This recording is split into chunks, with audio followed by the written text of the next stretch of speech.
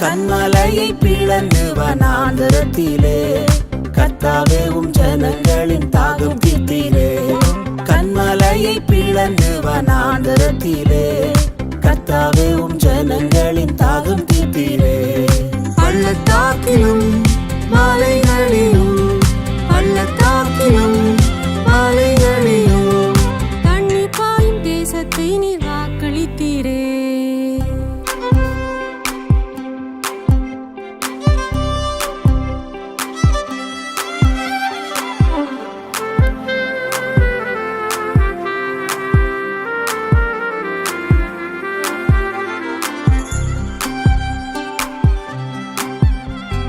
ஜீவ தண்ணீராம் இந்த நல்ல கர்த்தரே, ஜீவ ஊற்றினால் என்னை நிறைத்திடுவீர். ஜீவ தண்ணீராம் இந்த நல்ல கர்த்தரே, ஜீவ ஊற்றினால் என்னை நிறைத்திடுவீர். கனி தந்திட நான் செழித்தோங்கிட, கனி தந்திட நான் செழித்தோங்கிட, கர்த்தரின் கரத்தில் நித்தம் கனம் பெற்றிட.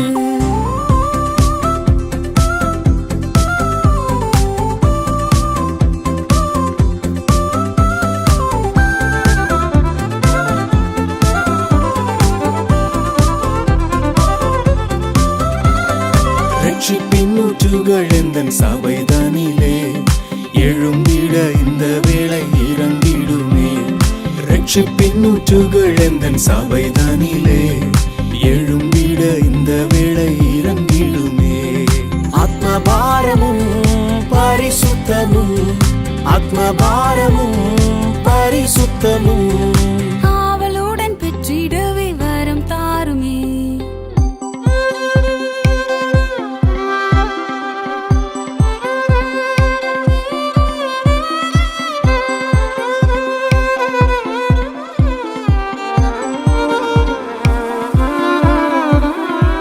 திறக்கப்பட்டதாமுற்று சிலுவையிலே ரட்சகரின் காயங்களில் வெளிப்படுதே. திறக்கப்பட்டதாமுற்று சிலுவையிலே ரட்சகரின் காயங்களில் வெளிப்படுதே. பாவக்கரைகள் முற்றும் நீங்கிட, பாவக்கரைகள் முற்றும் நீங்கிட, பரிசுத்த சமூகத்தில் ஜெயம் பெற்றிட.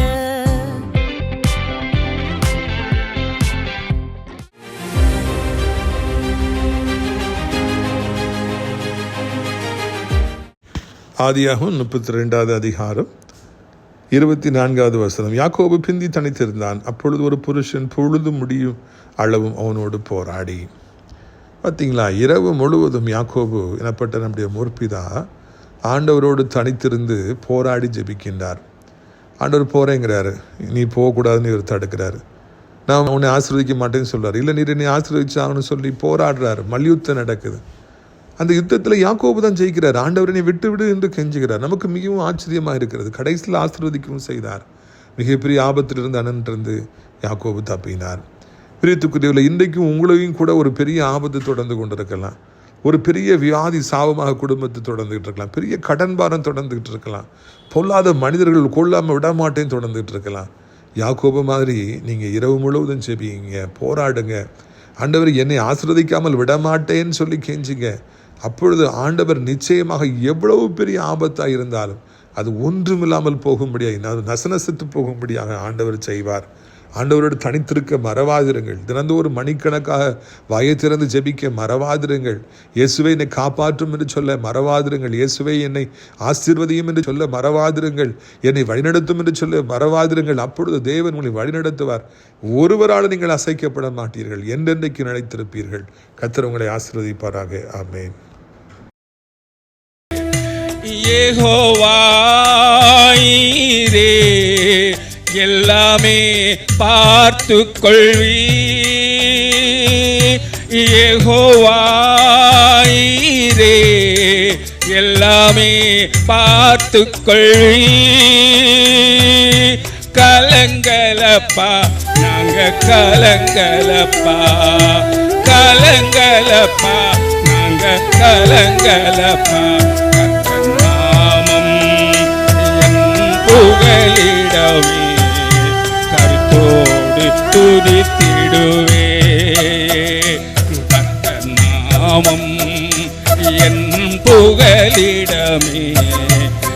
உள்ளத்தோடு துதித்திடுவே.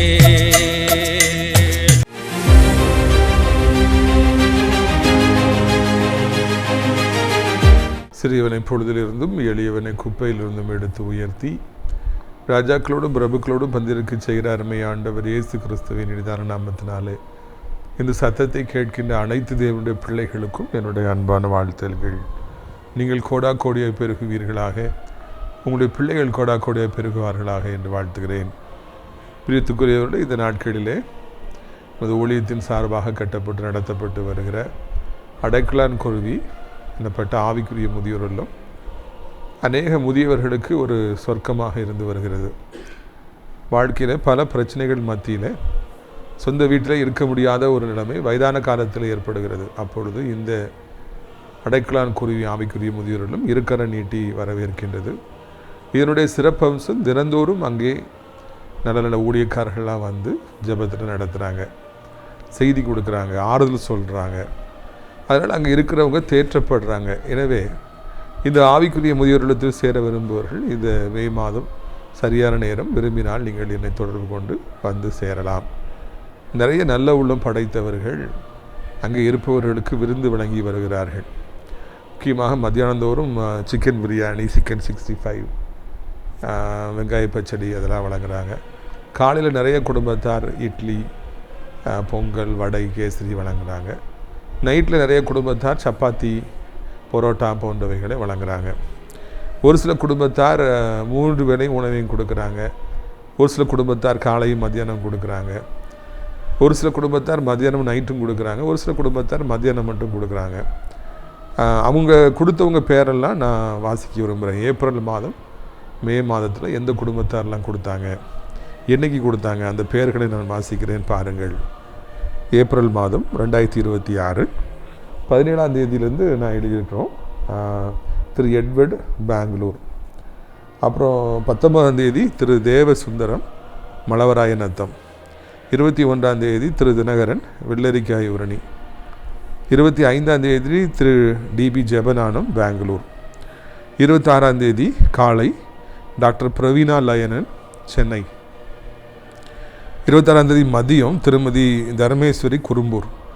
27ஆம் தேதி காலை உணவு டாக்டர் பிரவீனா லயனல், சிலாக்கிமணி அன்னை மூலமாக, சென்னை. 27ஆம் தேதி மதியம் நண்பர்கள் சமூக நல உதவி மையம், நாசரேத். 28ஆம் தேதி திருமதி குளோரி தனராஜ், மாவடிப்பண்ணை. 28ஆம் தேதி மதியம் திரு ஜான்சன், சென்னை, உடையார்குளத்தை சார்ந்தவர்கள். 29ஆம் தேதி 3 வேளையும் திரு T Rajasekar, Weldon Xerox, Nazareth. Rajasekar அண்ணே வந்து அவங்க அந்த பத்திரம் எழுதுகிற வேலை செய்கிறாங்க. அவருடைய பிள்ளைகள் 2 பேருமே என்கிட்ட படித்தவங்க. மே 2026 1ஆம் தேதி திரு வில்சன் மதியம் சாப்பாடு கொடுத்துருக்காங்க, நாசரேத்தை சார்ந்தவர்கள். 1ஆம் தேதி இரவு திருமதி பொன்செல்வி, கடைநடை. 3ஆம் தேதி மதியம், காலை, இரவு 3 வேளையும் திரு காசி, திருமதி சந்திராமா, குண்டல். அவருடைய மகன் கரால்டு சார்பாக 3 வேளையும் சிறப்பான உணவு அளிச்சிருக்காங்க. 4ஆம் தேதி திரு ராஜீவ்குமார், மதுரை. 5ஆம் தேதி திரு சுப்பிரமணியன், ஆழ்வார்த்து நகரி. 7ஆம் தேதி திருமதி சார்லெட், ஆழ்வார்த்து நகரி. 8ஆம் தேதி காலை, மதியம், இரவு 3 வேளையும் ப்ரொஃபஸர் ரத்னசாமி ஐயா, நாகர்கோவில். பேத்தி அனுஷாவுடைய பிறந்தநாளை முன்னிட்டு சிறப்பாக உணவளிச்சிருக்காங்க. 10ஆம் தேதி டாக்டர் கிறிஸ்டி சாமுவேல், மூக்குப்பேரி. 11ஆம் தேதி திரு செந்தில் முருகன், முதலூர். அதுக்கப்புறம் 12ஆம் தேதி திருமதி மேரி மார்கரெட், குறுக்காட்டூர். 12ஆம் தேதி காலை திரு சிலாக்கியமணி, நாசரேத். 14ஆம் தேதி திரு மோசஸ் அக்லாப் மூலமாக மணிநகர். 15ஆம் தேதி திரு டிபி ஜெபனானம், பெங்களூர். இப்படியாக அநேக குடும்பத்தார் அங்கே இருப்பவர்களுக்கு நல்ல உணவை வழங்கி வருகிறார்கள்.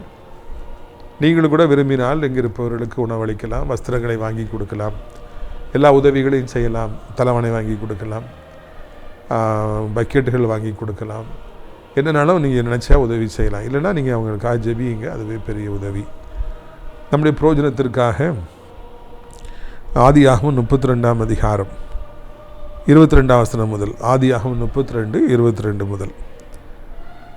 ராத்திரியில் எழுந்திருந்து தன் 2 மனைவிகளையும் தன் 2 பணிவிடைக்காரர்களையும் தன்னுடைய 11 குமாரரையும் கூட்டிக் கொண்டு யாப்போக்கு என்கிற ஆற்றின் கரையை கடந்தான்.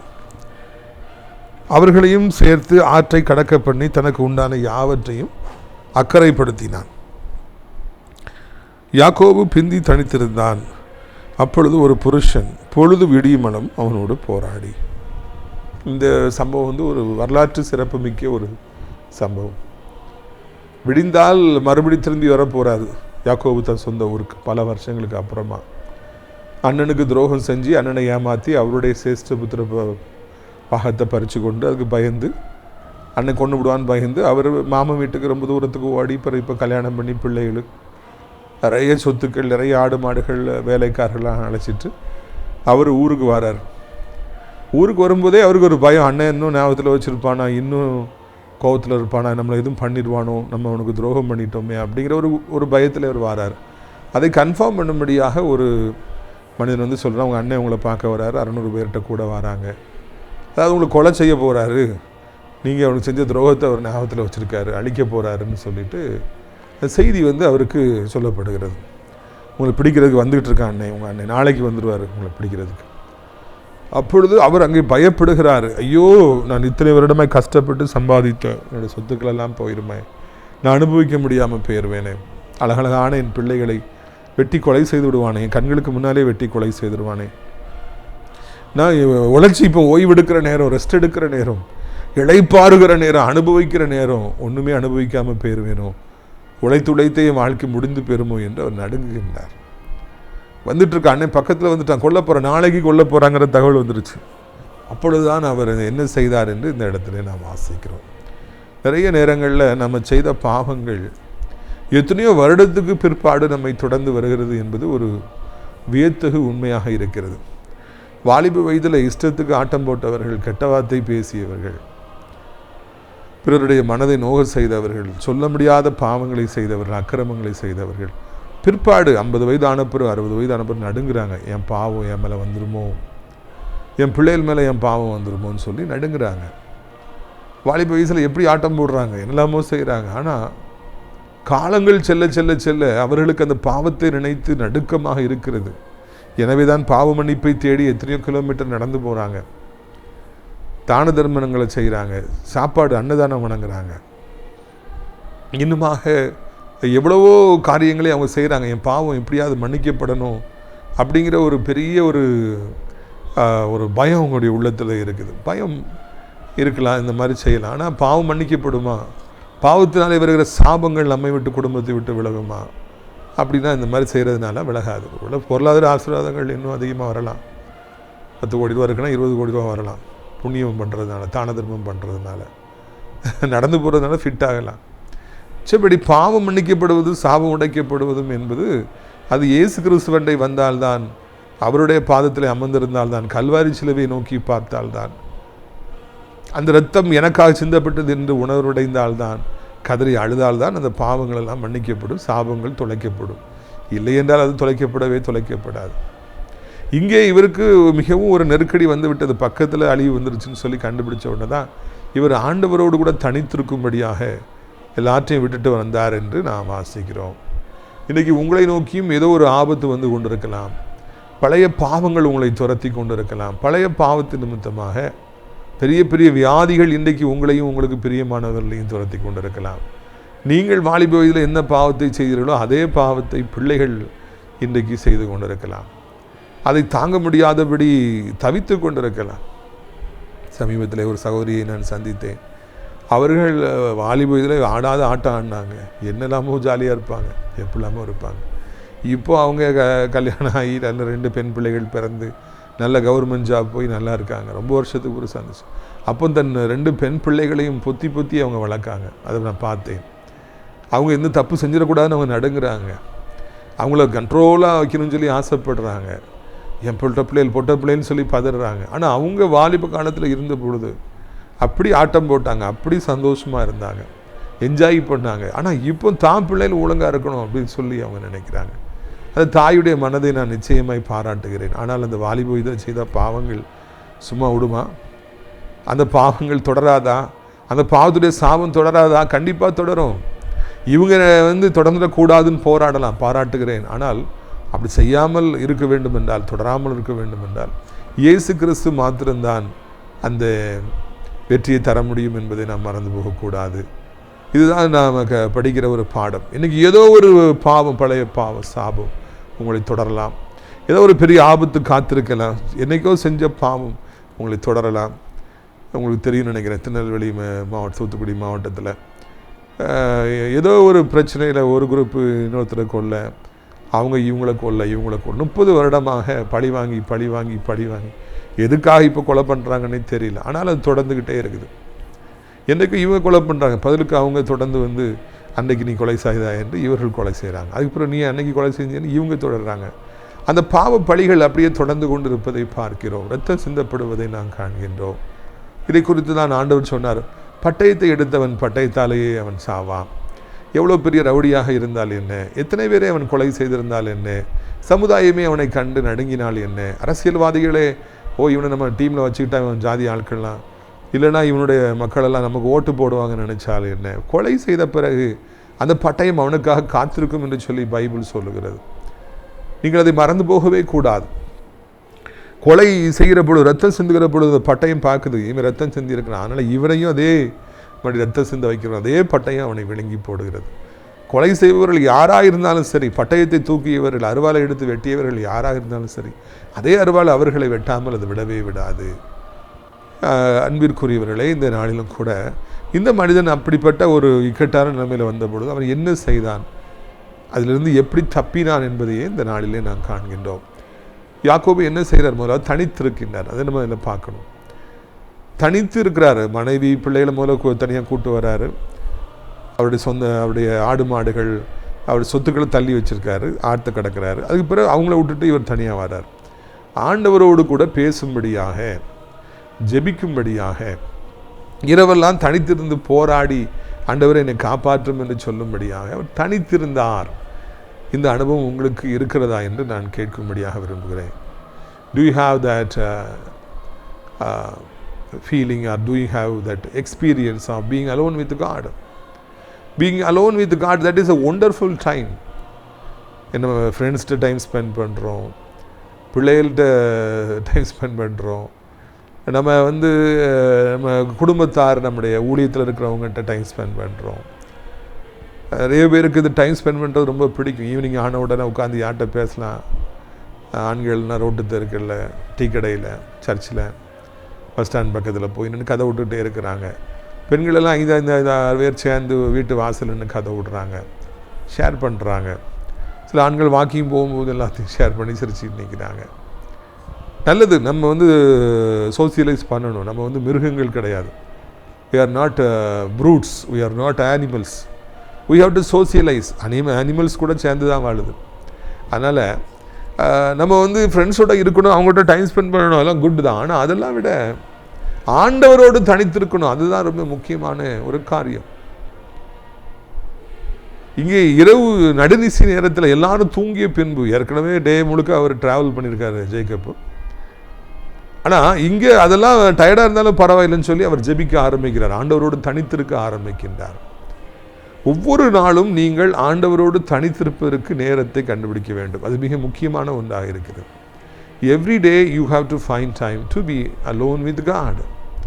அதுக்கு அதிகாலை நேரமாக இருக்கலாம், ரொம்ப நல்லது. அதிகாலமே என்னை தேடுகிறவர்கள் என்னை கண்டுபிடிப்பார்கள் என்று சொல்லி ஆண்டவர் சொல்லியிருக்கிறார். அதனால் அதிகாலையில் ஆண்டவரை தேடலாம். இல்லை நான் வேலைக்கு காலையில் போயிட்டு வரேன், மத்தியானம் சாப்பிட்ட உடனே எனக்கு டைம் இருக்குது. நாங்கள் ஒரு காலத்தில் நானும் என்னுடைய ஆவிக்குரிய தகப்பனார் ஐயா வின்சென்ட் பால் அவர்களும் மத்தியானம் தான் அந்த ஹாஸ்டலில், நான் காலேஜுக்கு போயிட்டு வருவேன், ஐயா ஜோம் பண்ணிட்டு இருப்பாங்க. அதுக்கப்புறம் மத்தியானம் தான் 2 பேரும் சேர்ந்து ஜெபிப்போம். அப்பொழுது தான் என்னுடைய ஆவிக்குரிய வாழ்க்கையை ஆரம்பித்தது. ஐயாவை பார்த்து தான் நான் ஜெபிக்கவே ஆரம்பித்தேன். இங்கே யாக்கோபு இரவு நேரத்தில் எல்லாரும் தூங்கிய பிறகு அவர் ஆண்டவரோடு கூட அவர் தனித்திருக்க ஆரம்பிக்கிறார், ஆண்டவரை என்று கூப்பிட ஆரம்பிக்கிறார், ஜெபிக்க ஆரம்பிக்கிறார் என்று காண்கின்றோம். ஒவ்வொரு நாளும் நீங்கள் ஆண்டவரோடு தனித்திருக்கும்படியாக உங்களை ஒப்புக் கொடுங்கள். நேற்று ஆசிரியத்தில் ஆண்டவர் பெரிய காரியங்களை செய்தார். விடுதலையின் கூட்டம், ஐயோ ஒரு காலம் இல்லாத அளவுக்கு பேய்கள் அலறின, மக்களுக்குள்ளே பெரிய நடுக்கம் உண்டாயிற்று. தேவன் பலத்த காரியங்களை செய்தார். ஆண்டவர் மகிமைப்பட்டார். அதுக்கு பிறகு வீட்டுக்கு வந்து நான் வீட்டில் வந்து அப்படி படுத்தே கிடந்தேன். ஏனென்றால் 1000 பேருக்கு அதிகமான மக்களுக்காக ஜெபிக்கின்ற பொழுது சரீரம் மிகவும் பலகீனப்பட்டு விடும். நான் ரொம்ப பலகீனப்பட்டு அப்படியே படுத்தே கிடந்தேன். இரவு எல்லாரும் தூங்கிய பிறகு, எல்லாரும் தூங்க போயிட்டாங்க, நான் வந்து அதுக்கு பிறகு தான் ஆண்டவரோடு தனித்திருக்க ஆரம்பித்தேன். 11 மணிக்கு ஆரம்பித்து 1 மணி 1:30 மணி வரைக்கும் நான் சத்தம் போட்டு ஜெபித்து கொண்டே இருந்தேன். ஏனென்றால் அந்த நேரம் எனக்கு இன்பமாக இருந்தது. ஆண்டவரை இவ்வளவு பெரிய காரியங்களை செஞ்சுருக்கீங்களே, இத்தனை அதிசயங்களை சென்றிருக்கீங்களே, உமக்கு நன்றி நன்றி. பேய்கள் பிசாசுகள் நடுங்கியதே, உமக்கு நன்றி நன்றி. இயேசுதான் மெய்யான தெய்வம் என்று எல்லாரும் கண்டுபிடிக்கும்படியாக நீங்கள் செய்தீங்களே, அதற்காக உமக்கு நன்றி நன்றி என்று சொல்லி, எல்லா காரியங்களுக்காக ஆண்டுக்கு மேலே நன்றி சொல்லி, அதுக்கப்புறம் அந்த கூட்டத்தில் வந்து கட்டப்பட்டிருக்கிற ஒவ்வொருவரையும் கண்களுக்கு முன்னால் கொண்டு வந்து, ஊழியத்தில் இருக்கிற ஒவ்வொருவரையும் கண்களுக்கு முன்னால் கொண்டு வந்து, எல்லாருக்கும் ஆண்டவரே நீங்கள் ஆசீர்வாதத்தை தரணும், எப்படியாவது அவங்களை ஆசீர்வதிக்கணும், விடுதலை தரணும், சுகம் தரணும்னு சொல்லி வெகு நேரம் நான் ஜெபித்து கொண்டே இருந்தேன். எனக்காக தான் ஜெபிக்கலாம் நான் பார்த்தேன். ஆனால் ஆண்டவர் அதுக்கு விடவே இல்லை. முழுக்க முழுக்க மன்றாட்டு ஜெபம். ஊழியத்தில் யாரெல்லாம் இருக்காங்களோ, ஊழியத்தை யாரெல்லாம் நேசிக்கிறாங்களோ, யாரெல்லாம் டிவியில் டெய்லி பார்க்குறாங்களோ, யாரெல்லாம் நம்முடைய ஊழியத்தை ஆதரிக்கிறாங்களோ, அவங்க ஒவ்வொருவரோட பேரையும் சொல்லி அவங்க குடும்பத்தை ஆண்டவருக்கு முன்னால் கொண்டு வந்து அவங்க சூழ்நிலையை ஆண்டவருக்கு சொல்லி, ஆண்டவரே ஆசீர்வதியும் ஆசீர்வதியும் ஆசீர்வதின்னு சொல்லி வெகு நேரமாக மன்றாட்டு ஜெபம் செய்ய ஆண்டவர் உதவி செய்தார். 1:30 மணி ஆகி போச்சு. சரி, அதுக்கு பிறகு தூங்குவோம் அப்படின்னு சொல்லி தான் நான் தூங்கினேன். ஏற்கனவே பகல் நேரம் முழுவதும் மன்றாடி மன்றாடி மக்களுக்காக ஜெபித்து விட்டு அதற்கு பிறகு இரவும் ஒரு 2 மணி நேரம் 3 மணி நேரம் ஆண்டவர் ஜெபிக்க சொல்லுவேன்.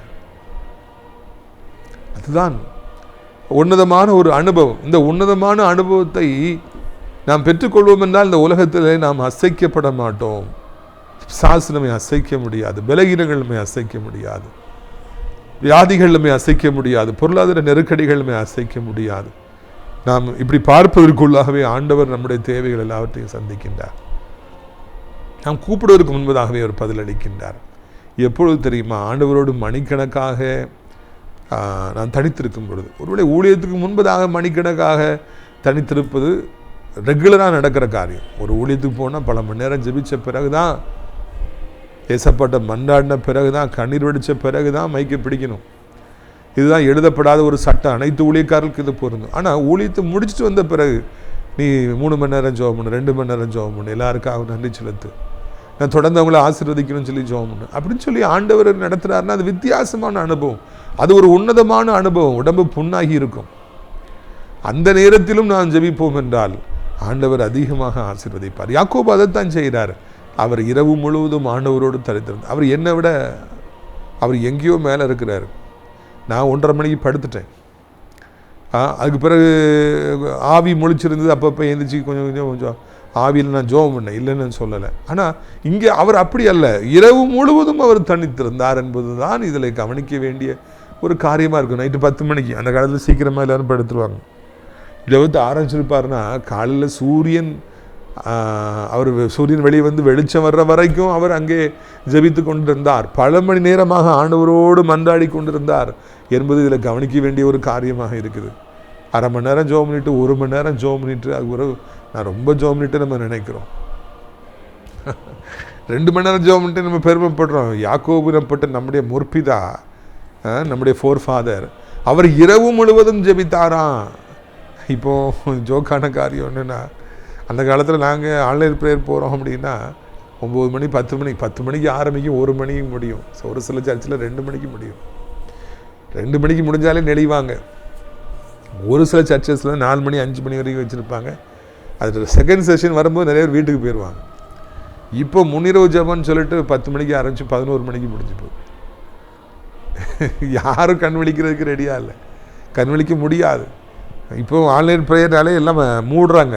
ஒரு காலத்தில் முழு இரவு வட்டார ஜெபம் அப்படிலாம் நாங்கள் ஜெயந்து கன்வென்ஷன் நடத்துகிறோம், அது நடத்துகிறோம், இது நடத்துகிறோம்லாம் சொல்லுவாங்க. இப்போ முழு இரவு ஜெபம் எங்கெங்கே நடக்குது? எல்லாம் சீக்கிரமாக படுத்துடுறாங்க. நாளைக்கு சர்ச்சுக்கு போகணும், நாளைக்கு வேலைக்கு போகணும், ஐயா முறுக்கு கொடுத்துட்டாங்களா, காஃபி கொடுத்துட்டாங்களா, என்ன இந்த இதில் சர்ச்சில் எப்போ பார்த்தாலும் முறுக்கே கொடுக்குறாங்க, பக்கடா போட்டான்னு அப்படி தான் நம்ம கேள்வி கேட்குறோமே அன்றி யாருக்கும் முழு இரவும் ஆண்டவரோடு மன்றாட வேண்டுங்கிற எண்ணம் இருப்பதில்லை. ஆனால் யாக்கோபு அப்படி அல்ல. அவர் இரவு முழுவதும் அவர் ஜெபித்தாரா. பாருங்கள், யாக்கோபு பிந்தி தனித்திருந்தான். அப்பொழுது ஒரு புருஷன் பொழுது விடியும் அளவும் அவனுடனே போராடி அவனை மேற்கொள்ளாததை கண்டு அவனுடைய தொடைச்சந்தை தொட்டார். அதனாலே அவருடைய போராடுகையில் யாக்கோபின் தடைச்சந்து சுளுக்கிற்றார். இரவு முழுவதும் அவர் ஜெபம் பண்ணுறாரு. அப்போ ஒருத்தர் அவர் போராடுறாரு. அந்த மனுஷன் நான் போகிறேங்கிறாரு, இவர் போகக்கூடாதுங்கிறாரு.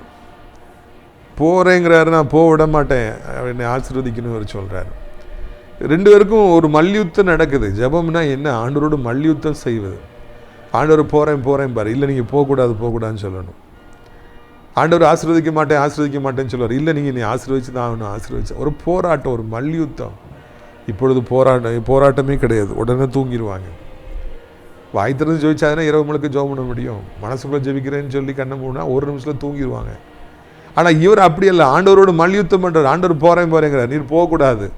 இரவு முழுவதும் மல்யுத்தம் பண்ணுறார், நீ போகக்கூடாதுன்னு சொல்லி. அப்போது ஆண்டவருக்கு தெரிஞ்சிருது இவனை ஜெயிக்க முடியாதுன்னு சொல்லிட்டு. அதனால் தொடைச்சந்தை அவர் தொட்டாரா சுளுக்கிருச்சு. நல்லா விளையாடிட்டு இருக்கிறவங்க திடீர்னு அந்த ஆப்ஸ்ட்ரிங் வந்துடும், தொடைக்கு மேலே நரம்பு பிடிச்சி எடுத்துரும். அதுக்கப்புறம் அவங்களால ஓடவே முடியாது.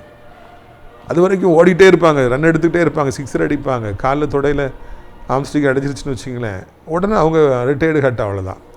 இப்போ இவனை ஜெயிக்கணும்னா இவன் தொடைச்சந்தை இப்படி பிடிச்சி விட்டாதான் இவன் விலகினமாவான், நம்மளை விடுவான்னு சொல்லி அவன் தொடைச்சந்தை ஆண்டவர் அப்படி சுளுக்கி விட செஞ்சாராம்.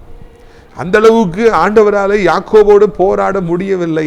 யாக்கோபு தான் ஜெயித்துட்டு இருக்காருங்கிறது இதில் very notable thing. Why Jacob was succeeding. எதுக்கு யாக்கோபுக்கு வெற்றி கிடைக்கிறதுனா அவர் கண்ணீரோடு ஜெபிச்சார். அதை ஆண்டவரால் தட்டிட்டு போகவே முடியல. ஐயா நாளைக்கு என்னை கொண்டு போட்டுருவாங்க, என்னை எப்படியாவது காப்பாற்றுங்க கண்ணீரோடு ஜெபிக்கிறேன். அதை மீறி ஆண்டவரால் போக முடியல. அதில் ஒரு வசனத்தை பாருங்கள். அவர் நான் போகட்டும், பொழுது விடுகிறது என்றார். அவன் நீரனே ஆசீர்வதித்தாலுடைய உம்மை போக விடேன் என்றார். உழுப்பா நான் போகணும்ப்பா, பொழுது விடியுது, சூரியன் வருது. இல்லை, என்னை ஆசீர்வதித்தாலுடைய உம்மை விட மாட்டேன். ஒரு மனிதன் ஆண்டவரோடு எவ்வளவு உறவாடுகிறான், எவ்வளவு பேசுகிறான், நீர் என்னை ஆசீர்வதித்தாலுடைய உம்மை விட மாட்டேன்னு சொல்கிறான். அந்த அளவுக்கு அவர்களுக்குள்ளே ஒரு நெருக்கம் இருந்ததான். இதில் ஆண்டவர் அவனை ஆசீர்வதித்தார் என்று தான் காண்கின்றோம். இதன் மூலமாக ஒரு பெரிய பாடத்தை நாம் படிக்கின்றோம். நாம் ஜெபிக்கிற பொழுது அந்த இடத்திற்கு ஆண்டவர் வருகிறார். நாம் கண்ணீரோடு ஜெபிக்கிற பொழுது நம்மை விட்டு அவராலே போக முடிவதில்லை. அப்பொழுது நாம் ஆண்டவரிடத்தில் என்ன கேட்டாலும் அதை நமக்கு அவர் தருகின்றவராக இருக்கின்றார், நம்மை ஆசீர்வதிக்கின்றவராக இருக்கின்றார். நம்முடைய வாழ்விலே அவர் புது கிருபைகளை தர, நமக்கு வர்ற ஆபத்திலிருந்து முழுமையாக நம்மை தப்புவிக்கின்றார். அன்னை கொள்ள வந்தான், ஒரு கட்டி பிடிச்சி அழுதுட்டு போயிடுறான்.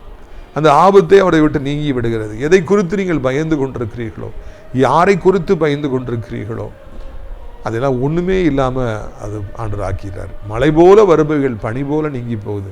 ஆனால் அதுக்கு முன்னால் ஜெபிக்க வேண்டும் என்று சொல்லி ஆண்டவர் சொல்லிக் கொடுக்கிறார். ஜெபத்தினாலே மேற்கொள்ள முடியாது என்று எதுவுமே இல்லை, பெற்றுக்கொள்ள முடியாது என்று சொல்லி எதுவுமே இல்லை. நீங்கள் ஜெபிக்க பழகுங்கள், வாயை திறந்து ஜெபியுங்க, கண்ணீர் வடித்து ஜெபிக்க பழகுங்கள். அப்பொழுது எதுவாக இருந்தாலும் உங்களுடைய வாழ்க்கையில் நீங்கள் வெற்றி பெறுவீர்கள். ஆண்டவர் உங்களுக்கு அப்படிப்பட்ட மேலான கிருபைகளையும் இரக்கங்களையும் தருவாராக. மனுஷங்கிட்ட பேசி ஒன்றுமே கிடைக்க போகிறதில்ல, வேதனை தான் மிஞ்சும். ஆனால் ஆண்டவருடைய சமுத்திரம் காத்திருந்து பாருங்கள், ஜெபிச்சு பாருங்கள், எல்லா ஆசீர்வாதங்களையும் அவர் உங்களுக்கு தருவார், ஒன்றுமே மறக்க மாட்டார். உங்களுடைய ஆசீர்வாதங்களுக்காக நான் ஜெபிக்க முடிய விரும்புகிறேன். கண்களை மூடுவீர்களா?